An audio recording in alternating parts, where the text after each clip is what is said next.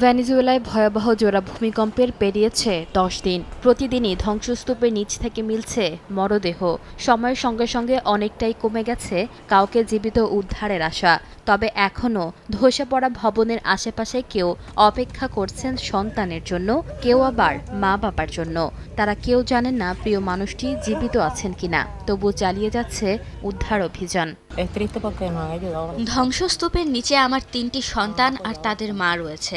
তারা যে অবস্থাতেই থাকুক, আমি তাদের বের করে আনতে চাই। অন্তত তাদের মর্যাদার সঙ্গে দাফন করতে পারলেই আমার কিছুটা শান্তি মিলবে।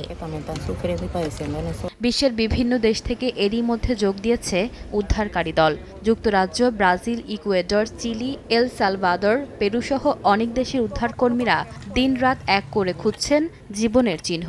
এই চরম মানবিক সংকটে ভেনেজুয়েলার হাজারো সাধারণ মানুষও স্বেচ্ছাসেবক হিসেবে যোগ দিয়েছেন উদ্ধার অভিযানে।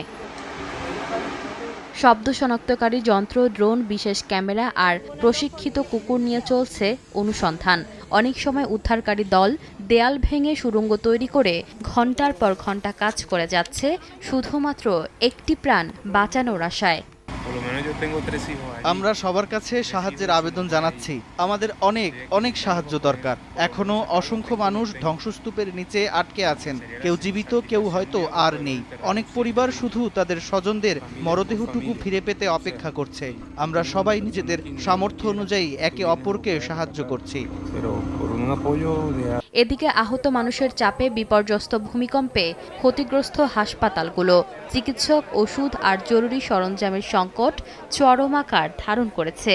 আন্তর্জাতিক সহায়তা অব্যাহত থাকলেও তা এখনও অপ্রতুল। ঈশিতা আক্তার, সময় সংবাদ।